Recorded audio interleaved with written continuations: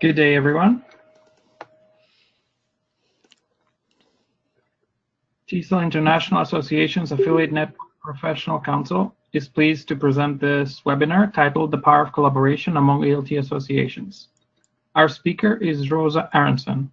We're very pleased to welcome all of you to this webinar. My name is George Cornpas, and I will be your moderator for today's event. Today's presentation will last 60 minutes and include a question and answer period. To enter a question, simply type your question into the box on the lower left side of your screen and then click on the send button. And now it's my pleasure to introduce today's speaker. Rosa, I don't think there's a few people that don't know Rosa Aronson, as Rosa has been the TESOL International Executive Director since 2011. Rosa holds a PhD in Social Foundations of Education from the University of Virginia in the US.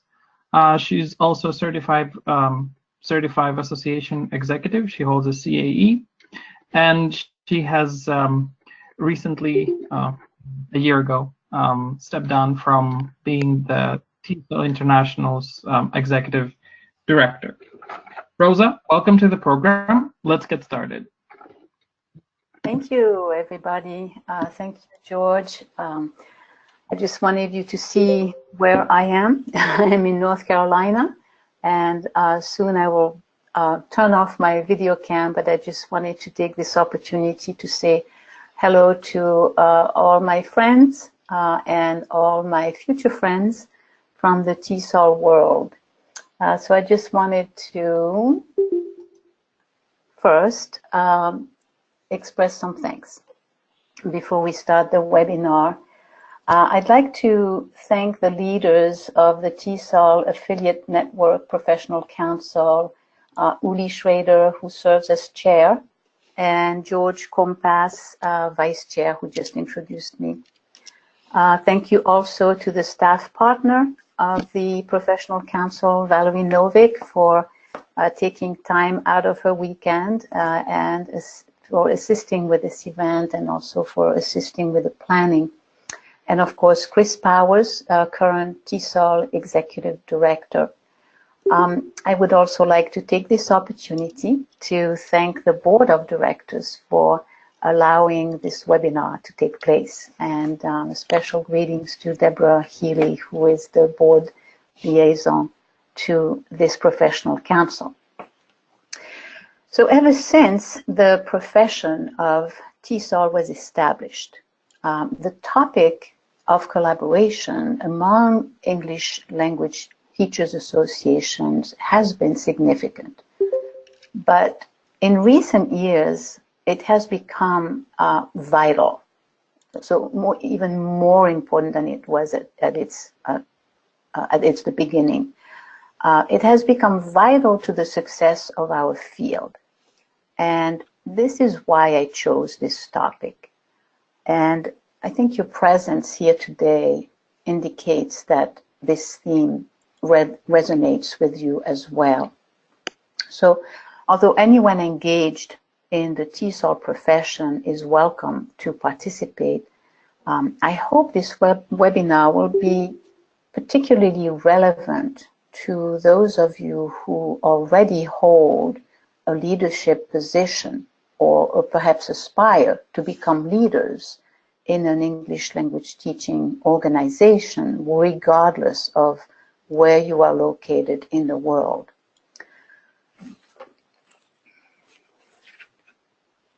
Okay, so I'm having a technical difficulty. Let's see if I can move the... okay. So before we start in earnest, I wanted to get a sense of who is on the webinar. And so I would like for you to respond to the 3 questions in the chat box, if you can. I know where you're from because you've already given greetings and given your location, but if you could let me know if you represent a TESOL affiliate, and if so, if you could list your role in the organization you represent, so I have a sense of who is on the webinar. I also wanted to thank those of you who sent questions in advance of the webinar, because I was able to read them all and incorporate answers into the presentation. I haven't been able to incorporate all of them, so some of them I will probably take at the end of the webinar. But given the limitations of time, I just wanted to move ahead with the presentation. And just wanted to let you know my remarks are based on the 7 years of collaborative work done at TESOL. And actually it was between 2010 and 2017. So it was 7 years, but a little bit different from what was announced. So I welcome questions, comments, and any ideas along the way. So if you can just type them in the chat box, because just like a live seminar, it just makes for a more interesting experience if we can have sort of a conversation. And I realize the technology limits the extent to which we can communicate, but let's try anyway. So let's start with the outline of the webinar. So first of all, I think it's important to talk about why. Like in any initiative your organization is engaged in, you have to have a clear sense of the purpose of whatever initiative you are thinking about. Because once you have your why, then the what and the how follow. And so it's really important to establish the rationale. Second, I'd like to share with you some examples of collaborative work that TESOL International Association has done over the years. And because of the time limitations, again, it's going to be just a sample of those efforts, but I categorized them for you in a number of different buckets, so to speak. And then third, I would like to address for you some suggestions as to what would be some of the ways your organizations could collaborate, and again, categorized in different types of initiatives or events. And then I'd like to share lessons learned, because when you do this kind of work, you learn a lot, not only about the other organization or organizations, but about yourself. And that is one of the benefits of engaging in collaborative work. And then if we have time, I'll take some questions and comments, but I do encourage you to share those in the box, in the chat box. So let's start with why. And obviously for some of you who have had experience with collaborative work, and I know many of you have, this may seem like not anything new, but I'd like to reiterate why it's important to have a clear sense of purpose. So traditionally, teaching in general and English language teaching in particular have been perceived as kind of a solitary profession, right? This is the old way of teaching that people of my generation have known, where teachers work individually with their classes. But the profession has evolved, and research has shown how teacher collaboration, individual teacher collaboration, can benefit both educators and the students they serve. What I'm positing here is that similarly, organizations have moved away from the idea of working in isolation. And that's not to say that there aren't anything that you shouldn't do in isolation. There are. But it is important for organizations to expand beyond their own field or their own context, I should say. So why is collaboration so important to the English language teaching profession? Well, first, my sense is that collaboration is an intrinsic part of the profession. ELT is about language, and as such, about communications across cultures.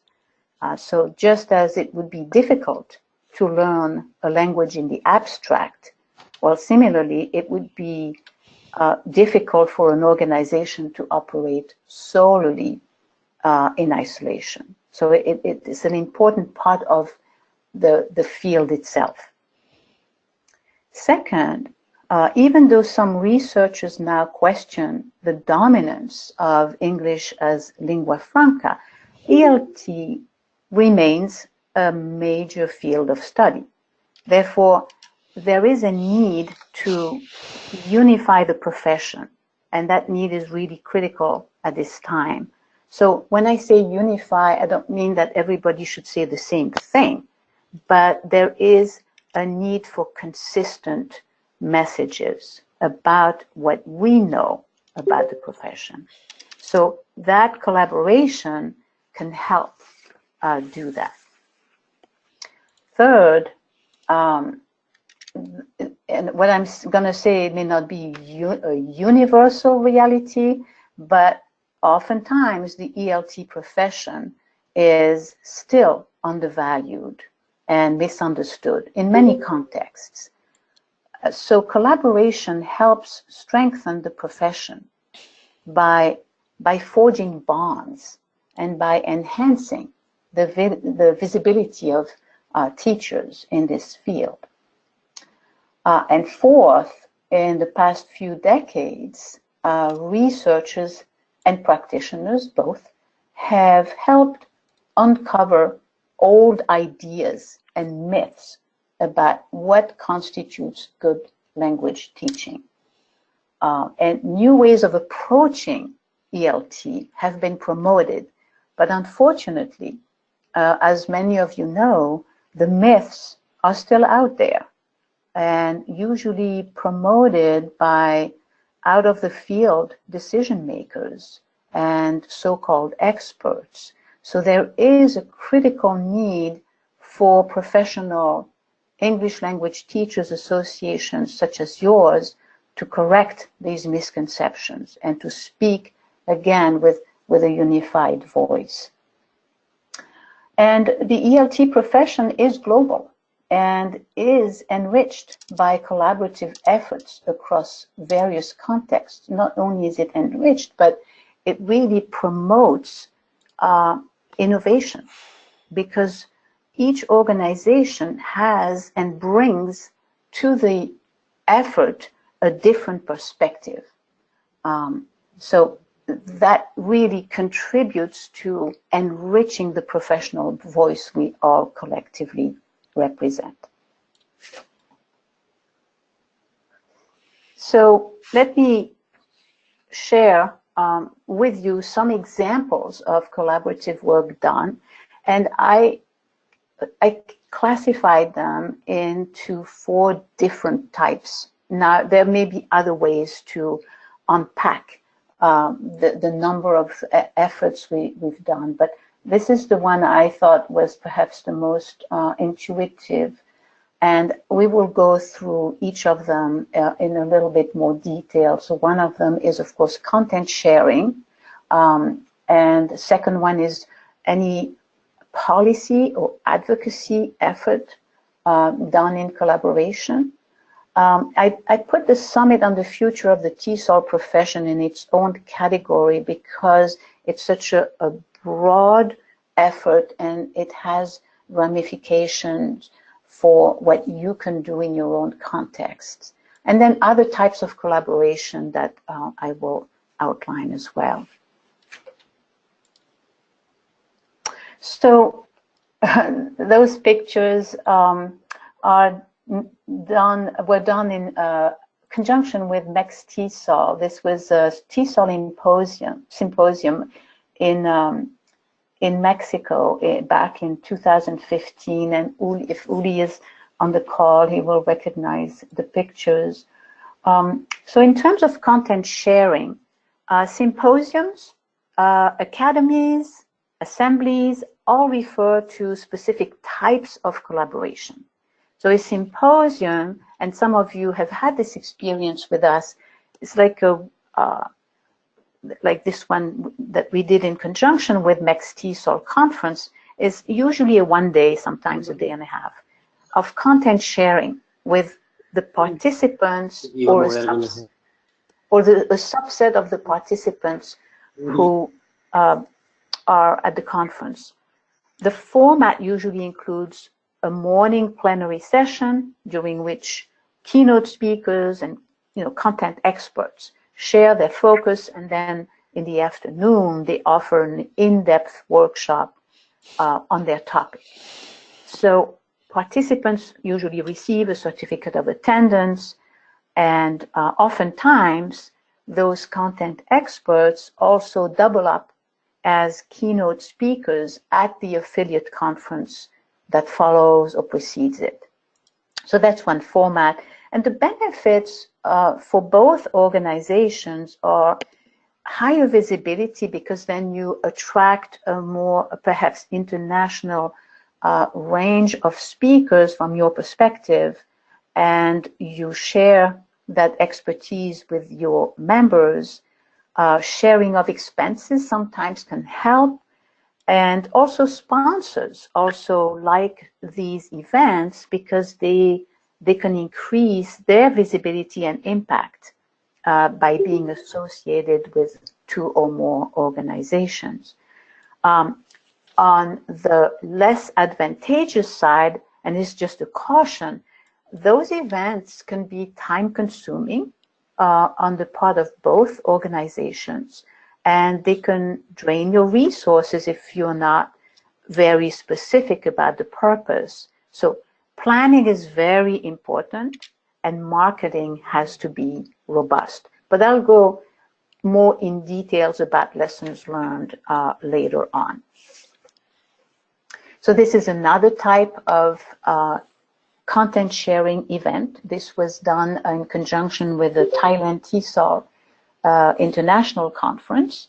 And in this case, it was not a symposium, that we offered a TESOL ELT Leadership Management Certificate Program, LMCP. And this particular event was done in partnership with Thailand TESOL, but also the Regional Language Office of the US State Department and big sponsors such as National Geographic Learning. And I can't overemphasize how important, depending on the context in which you are, to have a very strong relationship with your English language regional officer. They can be very supportive of your efforts, and they have in our case. So in this case, the content was not so much academic content, but leadership development. How can participants develop their own leadership skills and strengthen their own organizations?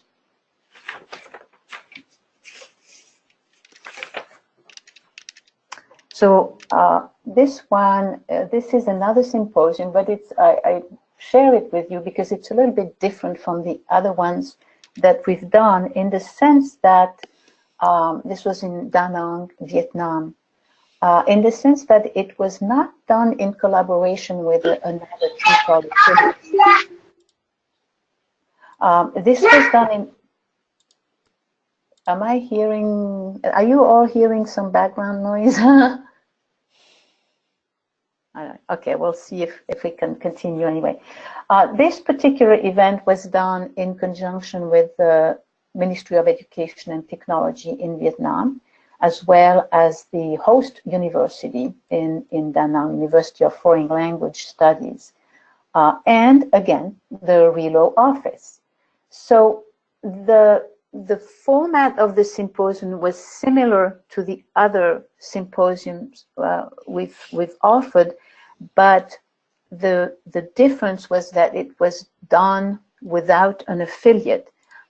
Since then, I'm happy to report that, and I don't know that there is a cause and effect relationship, but since then, Vietnam has established an English language teaching association, Viet TESOL, and in my current capacity as English language specialist, I have had the privilege of working with the board of directors of this newly established association in Vietnam, and been very impressed with the work they've done. So it's just a different model, and yet a different type of symposium was the symposium we offered at VenTESOL in conjunction with VenTESOL in Venezuela, in Valencia, Venezuela, back in 2016. And this particular slide, I hope will answer some of the questions that I read in advance, which had to do with how does the collaboration that TESOL engages in serve social justice, right? This particular symposium remains for me one of the most significant and inspiring experiences in my career as an educator, that important. The symposium took place in 2016, as Venezuela was already struggling with a devastating economic and political crisis. And we have all heard of the latest developments, so we know that things did not improve after 2016. Back then, if inflation was already almost at a 500% rate, the unemployment rate was climbing to 30%. Basic food and medicine were scarce, and our hosts did not want us to venture out of the conference venue because of the rise in crime. And yet, you can see in the picture on the left that hundreds of teachers from all over the country managed to attend the conference and our symposium. And they came despite the lack of resources, despite the dire situation in the country. They were passionate about their mission and about their students. And our presence that day was a powerful statement that affirmed them. The leaders of TESOL were and remained to this day the most inspiring leaders I have had the privilege to meet. And this particular event showed an aspect of collaboration that we sometimes may overlook.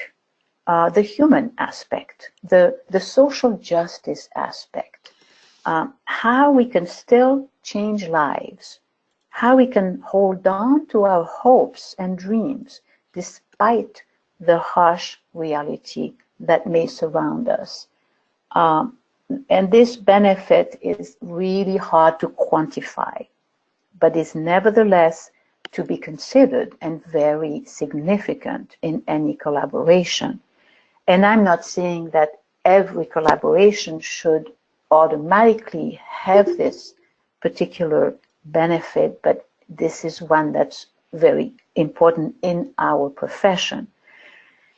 You know, sometimes you just have to do the right thing, because ultimately we may not be aware of this all the time, but the mission of associations is to improve society. So I just wanted to mention this symposium as an example of this. So there were a lot of other events, symposiums, academies, and so this is just a sample of the ones we had. And I will not dwell too much on this because I really want to get into what you could do as an organization, but just to show you the types of events and initiatives we had. There's yet another type is the joint web conference that we did in terms of content sharing. This was at the end of 2016. And it was really to mark the upcoming 50th anniversary of both TEFL and TESOL. And so we organized a free 3-day joint virtual conference. And some of you may have participated or even presented at that conference. And this is another example of something you can think about once you have your purpose established. A web conference allows you to have a broader reach than face-to-face, and to, you know, on the other hand, it requires a lot of planning and resources, and your technology is key here. So things to keep in mind in this context.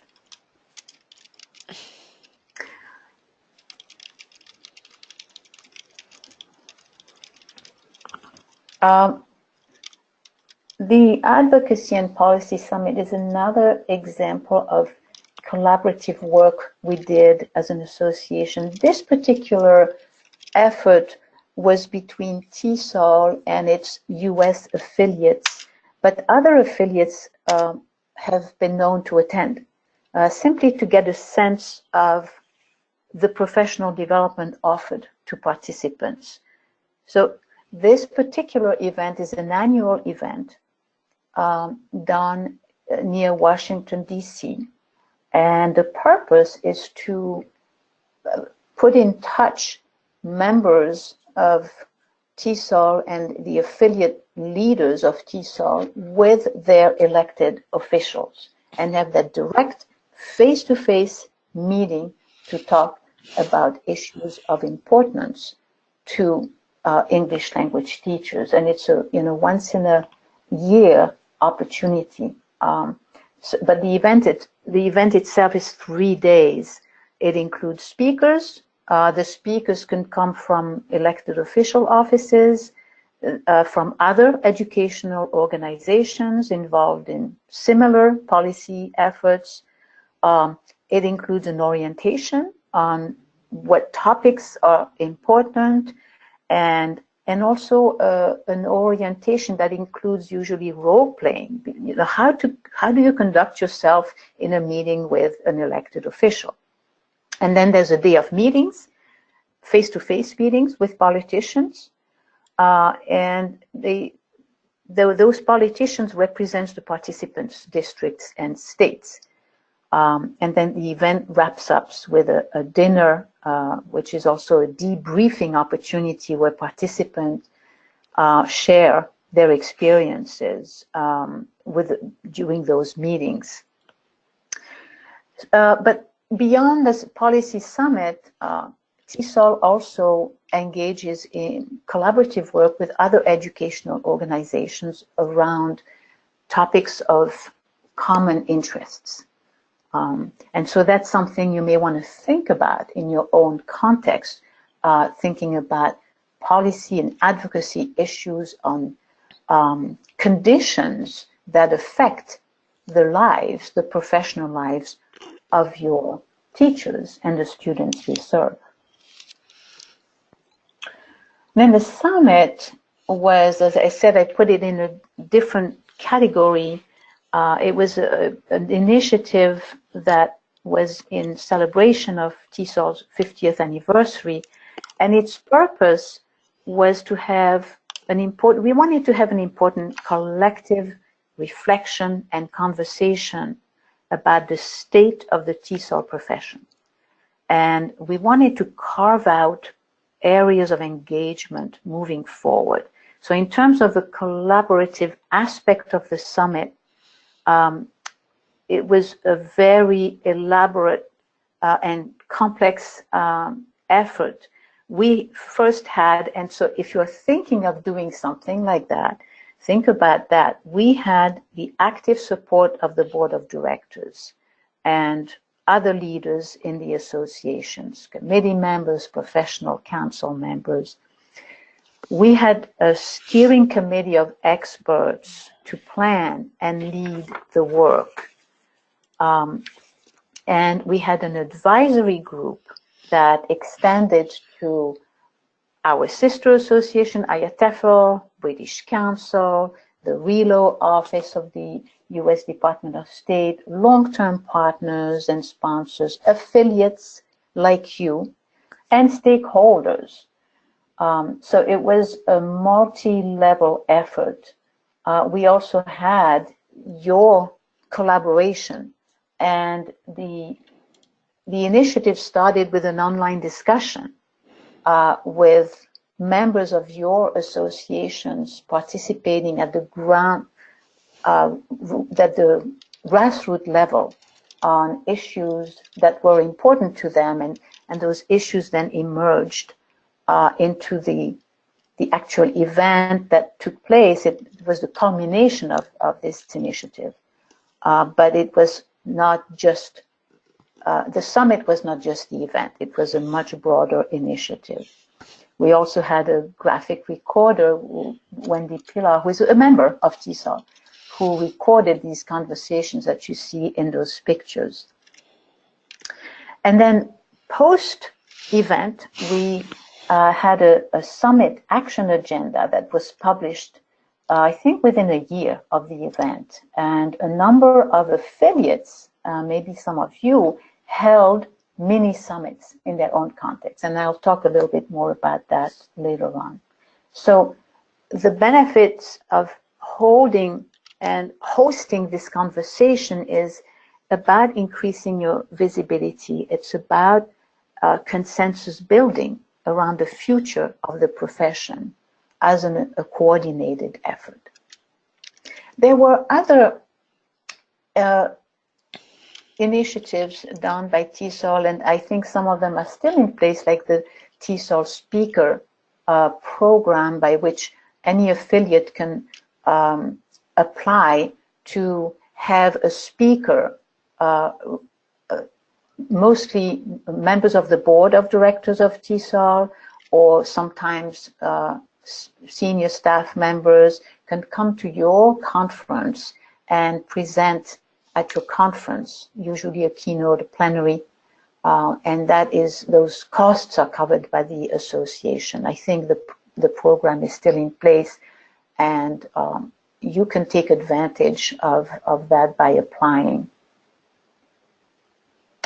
And then in terms of other types of collaboration, this is another example. These pictures show the beginning on the left and the development on the right of a collaborative effort between TCR International Association and an organization called 21st Century English Education Media, which is they're a subsidiary of China Daily. And so again, there's no affiliate involved here. And from your perspective, think about collaboration with possible relevant organizations that could be mutually beneficial for that organization and for you. And very recently, TESOL launched through the affiliate network Professional Council a new initiative, which is very exciting. And as you know, the ANPC is a fairly new body of the association. And one of the purposes of the ANPC is to facilitate collaboration between TESOL and affiliates, but also among affiliates.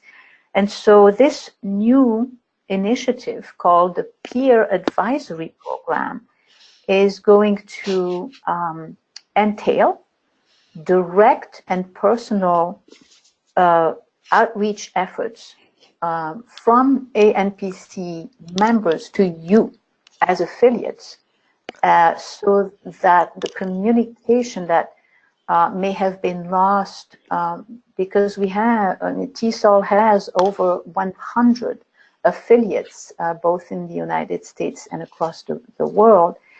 One of the purposes of the NPC is to really get in touch with you and engage in conversations on how you can build your own capacity, you can build your own leadership, you can create collaboration both with TESOL and with other organizations. So this is very exciting, and it's just starting. So be on the lookout for any communications you receive from the ANPC to strengthen your own organization and others as well. So, having discussed some examples of collaborative efforts, I'd like now to turn it over to talk from your perspective about suggestions. These are suggestions based on my experience, but this is where I hope that will be a little more dialogue with you on how you could, based on what you've seen and what your experience has taught you, or how you could engage in collaborative work. So again, I kind of classified those suggestions into those different buckets. One of them is to engage in common initiatives with other educational organizations, whether they are affiliates or not, as long as the content is relevant and as long as there is complementarity between what you are trying to do and what the other organization is trying to do. Regional events, and I know that some of you are actively engaged in those events, so I'll talk more about that. And then on how you can collaborate on policy and advocacy work when appropriate. Sometimes it's not, so you have to be cognizant of that and sensitive to that. And oftentimes we were asked, why can't TESOL do anything to help policies in our context? Sometimes it is feasible, sometimes it's not. So we'll talk about that. And then the mentor-mentee collaboration, and I know some of you have engaged in that. We'll talk a little more about that, and how you can hold mini summits in your own context. So let's go a little bit further on this. So partnering with other organizations, that was an example of what we did with TERF, the TESOL International Research Foundation. So again, it's not an affiliate, but in this case, this was a research symposium. And the purpose of it was to have a collaborative effort where TERF, whose expertise is in research, was able to share with TESOL and with TESOL researchers what the research can do and how we can encourage more research within the profession. So that's just an example, and it's something for you to consider, not necessarily around research. It can be around research, but it can be around any topic that is relevant in your context. And that means that you have to know what are the topics that would really make a difference for your members or potential members in your context. So you have to already know what areas of professional development your members need, and then seek out organizations that have that area of expertise if you don't have it. And in this case, both both organizations had it, but there was a richness that came from the collaboration that could not have been possible if we had gone our separate ways to do this kind of event. There are other opportunities for you. You can consider a joint web event with other organizations, and some of you have. So here there is a question of resources and technology. That is the tricky part, but if you can resolve that issue, the advantage for you is that you can reach a much broader audience. And some of you asked me about how can collaboration help our organization grow our membership? Well, that is one of the ways you can do that.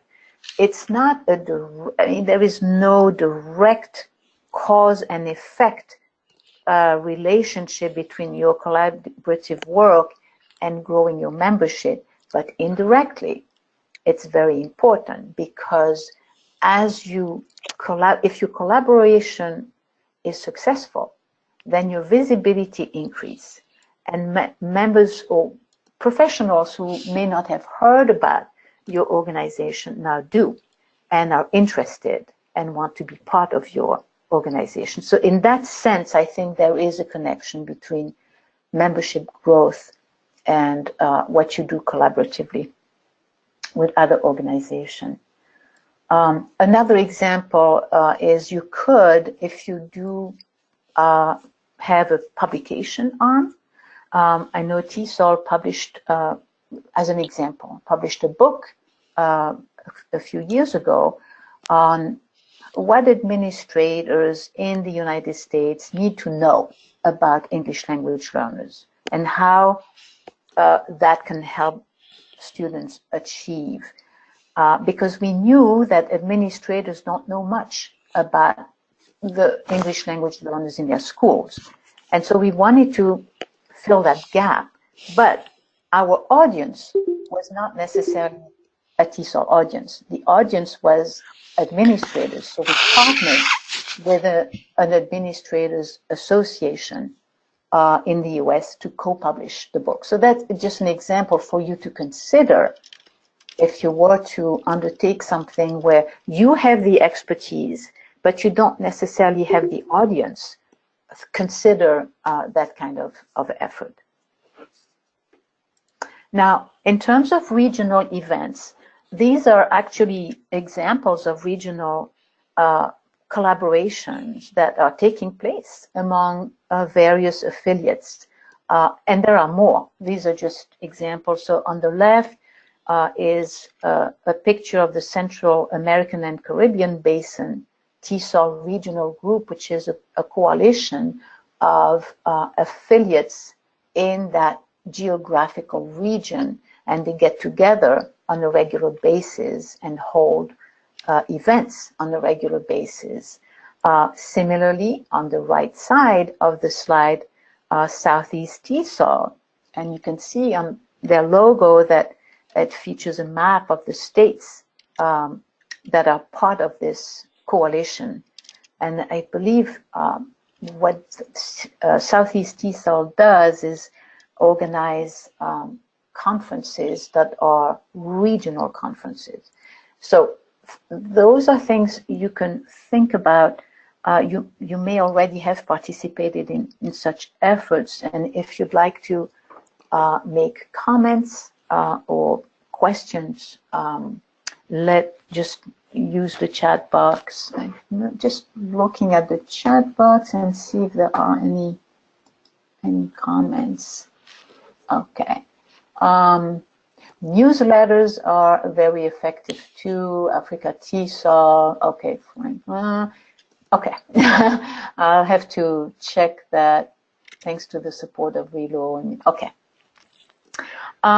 So I think there is expertise internally within the affiliate network to inform others who may be interested in those kinds of events. And again, the ANPC, the Professional Council, can play a critical role in that regard and help facilitate those communications. And by the way, somebody asked a question about how do we know, is there information that we can access that lists all the affiliates that TESOL has? I believe that is on the website of TESOL International Association, but the ANPC can certainly help you in that regard. And I see that there are great comments coming from participants in CACB. Okay, so the benefits of regional events, and you can correct me if I'm wrong with that, but it is about pooling your resources for a common event. So instead of holding separate state events, you pool your resources and your event becomes not only larger, but of course more impactful. And that is the reason why most associations engage in those collaborative efforts. Thank you, Valerie, for sharing the information on the network of affiliates. Mm-hmm.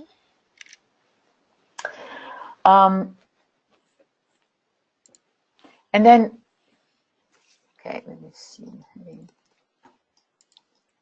For some reason it's not, okay. Advocacy and policy work. And this is a little bit sensitive because it has to be appropriate. This is a picture taken from the policy summit. But when and where appropriate, advocacy and policy work can be done through collaboration. If you have chapters in your organizations or affiliates, or if you want to pool your resources with other organizations in your region that are affected by similar policies, that is something you should consider.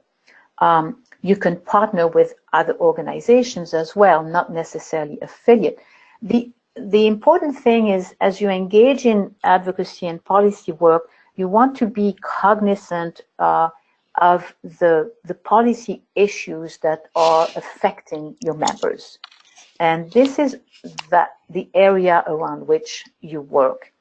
And I'd like to say something about that, because there is a common misconception about advocacy being off limits for membership organizations or nonprofit organizations. But that is not necessarily the case. Obviously, you have to comply with the local laws, but in many cases, it is okay to educate decision makers and share your knowledge about topics related to English language teachers. And not only is it okay, but it is also, think of it as part of your mission, of the mission of your organization, as you seek to improve the profession. So if you haven't yet considered this kind of collaboration, give it some thought, and perhaps you want to send someone to the TESOL Advocacy and Policy Summit to get a sense of how things are done, and perhaps not necessarily replicate, but adapt what you've seen to your own context. This is a different kind of collaboration by which one established ELT organization mentors a newly formed, usually a newly formed ELT organization. And the principles of engagement between individual mentor-mentee also apply here, I would say. And these are, time commitment on both parts, that there has to be an equal commitment. A finite collaboration, but at least 2 to 3 years, I would say. But knowing that at some point, the purpose is of that collaboration is that the mentee will have developed enough capacity to then even turn around and become mentor to a new association, or at least go on its own. There need to be very defined purpose and goals. Again, like for any initiative, you need to know why you enter this collaboration. There needs to be sharing of knowledge and also appreciation for cultural differences, because those play an important role in the TESOL profession. There needs to be accountability on both parts, so know that it's not a dependent kind of relationship. The mentor is not a parent to the mentee, so it's an equal in an equal collaboration where there needs to be some kind of benefit for both organizations. And it's not a one-way street, so it's not, you know, necessarily about getting more resources from the mentor, but just learning what the mentor organization does that can apply. And I think a few of TESOL affiliates at least engaged in this kind of collaboration. I know of one for sure, what TESOL, Washington, D.C. area TESOL Association and the Association of Teachers of English in Senegal, ATES, at least had such a partnership a few years back. I don't know if it's still the case.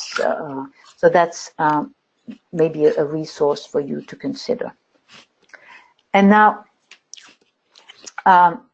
many summits on the future of the TESOL profession. I know that some of you, a few, have engaged in following the summit. They have engaged in many summits in your context.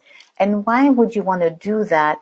You would because the context in which you live may have different salient issues that may not have surfaced in the global summit.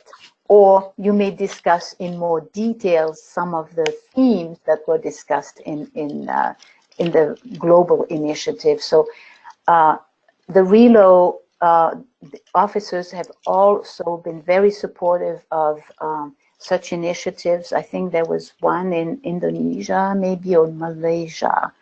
But anyway, think about organizing perhaps a summit if it is in keeping with your mission and with your vision and with your strategic plan as a way to increase your visibility in your context and share your knowledge with external audiences in your context.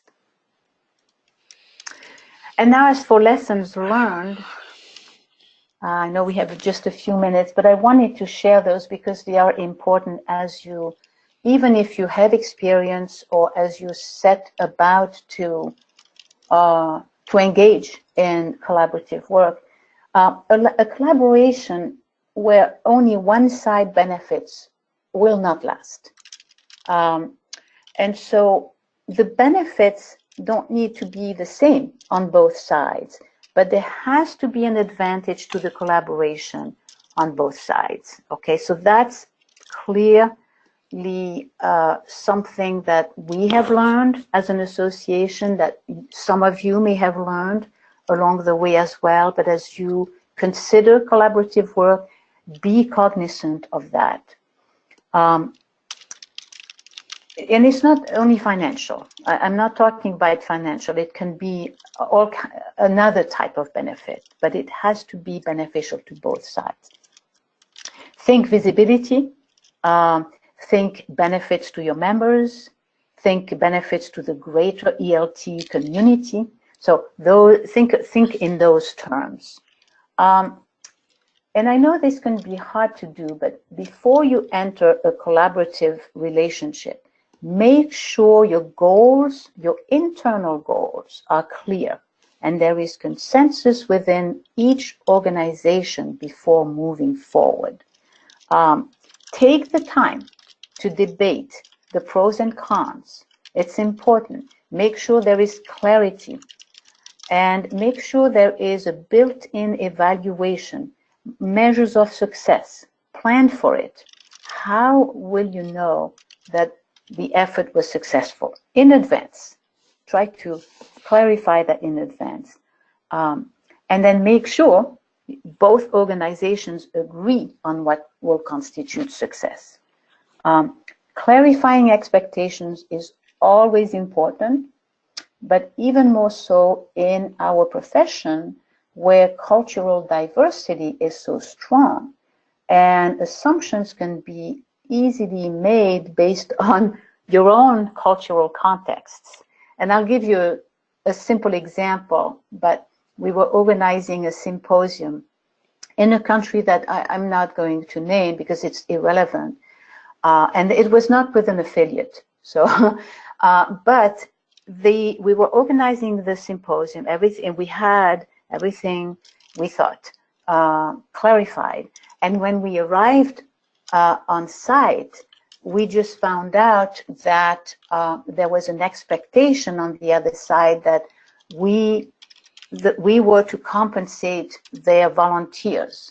So it was not that they were doing it, there was no malice behind it. They had a concept of volunteer that was different from ours. In our mind, a volunteer does the work for other benefits than financial. Well, that was not the case. And so we ended up having that discussion on site a day before the symposium started. So it's just an example to illustrate how important it is to clarify expectations. And again, neither side was wrong. It was just that you can never be too precise. And then to the extent that I suggest signing a detailed memorandum of understanding. And it doesn't need to be a legal document, you know, a fully legal document, although that doesn't hurt, but just a document that really outline in detail the terms of the collaboration, roles and responsibilities, deadlines, and measures of success, okay?